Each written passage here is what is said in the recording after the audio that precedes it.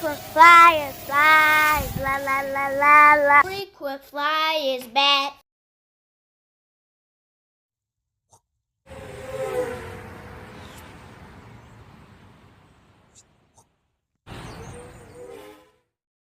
What's up? You checking out the Frequent Flyer? Welcome back to the channel.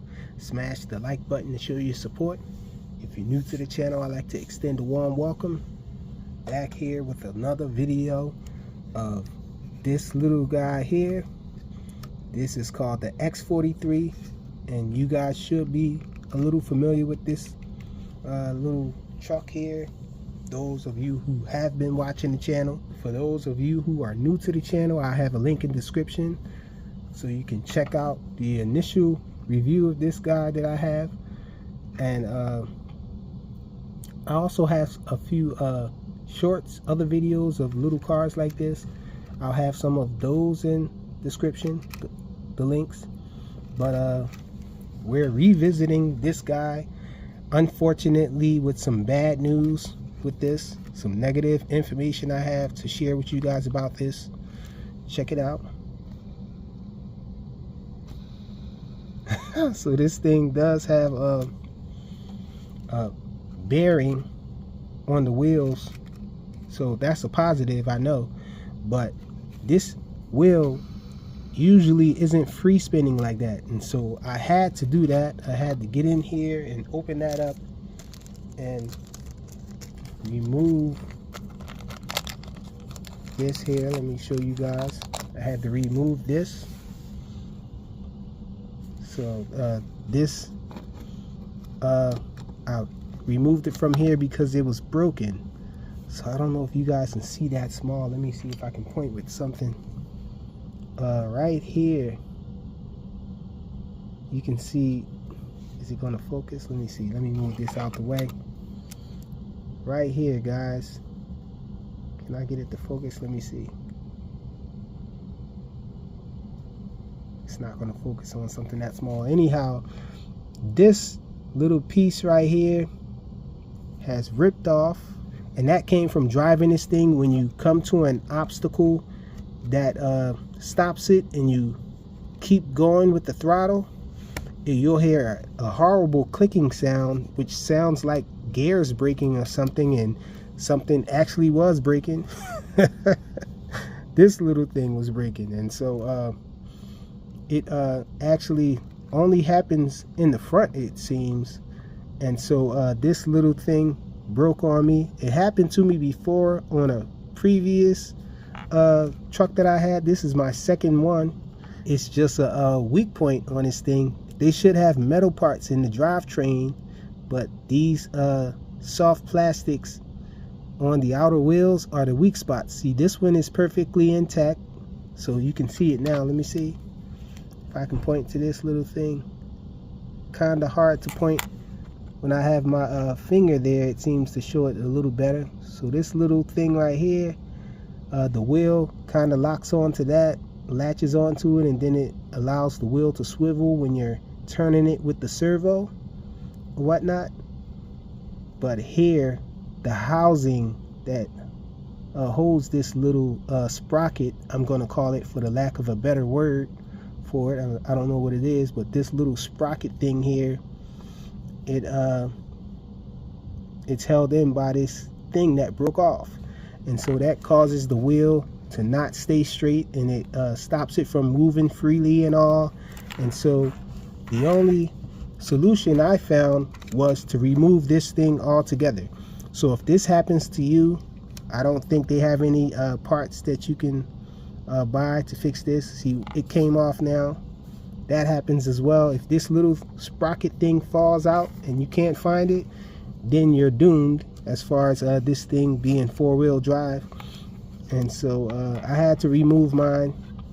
I'm keeping it in a little plastic bag here, just in case I come across maybe something on Thingiverse. I was thinking I might grab a 3D printer and maybe try to fix some of these little things that I break, you know, as far as printing out little parts and stuff like that, little replacement parts. So I'm just going to be settling for this and maybe figure out how I can create an image file or something to be able to print another one of these little pieces right here out on a 3D printer. But for now, this is a good solution for me. It seems like it runs a little smoother in two-wheel drive.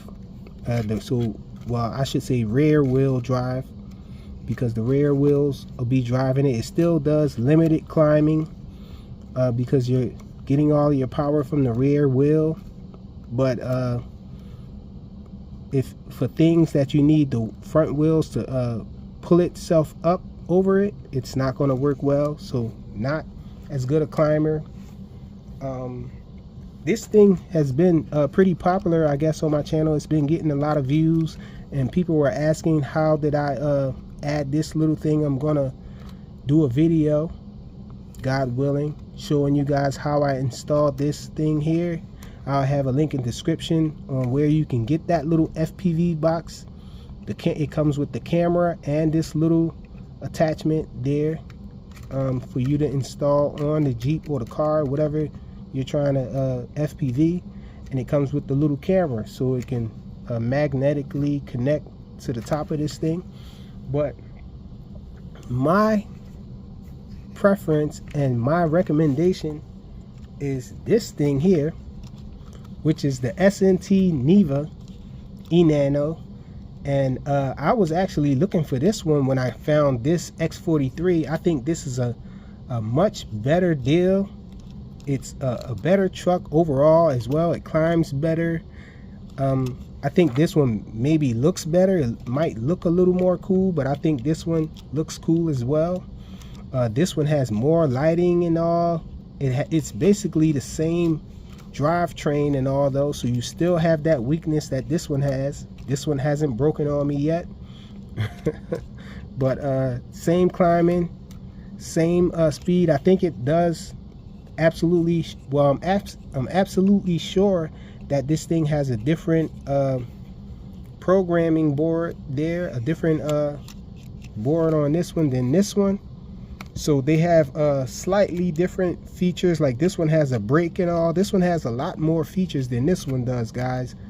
It has a bunch of lighting features, as I mentioned already, and it also comes with the FPV box setup already built in, and you can order this thing with the FPV box included, or you can order just the car or whatnot. So a lot more options, and on top of that, this thing is cheaper. So I would say go with this one over the X43 unless you just absolutely have to have this look. It doesn't come in orange. This was a white body here, a white shell, and I customized it myself, colored it. This one does come with an extra shell over this one. You just get this one body. I think you can get it in red as well, and maybe white too, not sure, can't remember. But I'll have a link in the description for this guy if you want to grab this. I think this one is the better buy.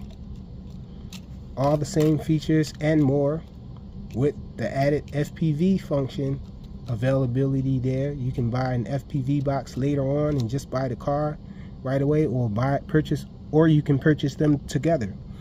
As far as the transmitters, I think the transmitters are pretty close. This one has a smaller transmitter though.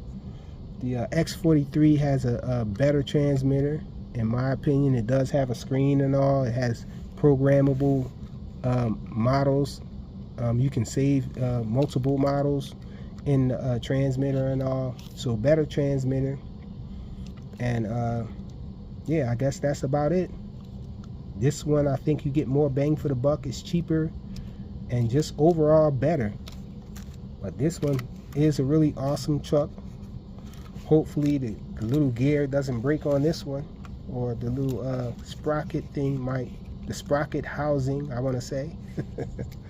And so the X43, pretty awesome little truck. Unfortunately, it has that weakness. Oh, one other thing I wanted to mention.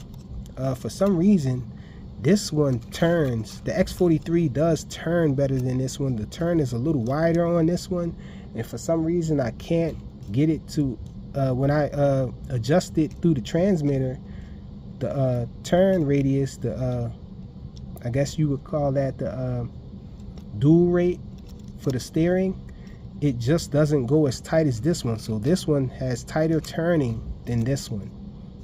Turns are kind of wide on this one.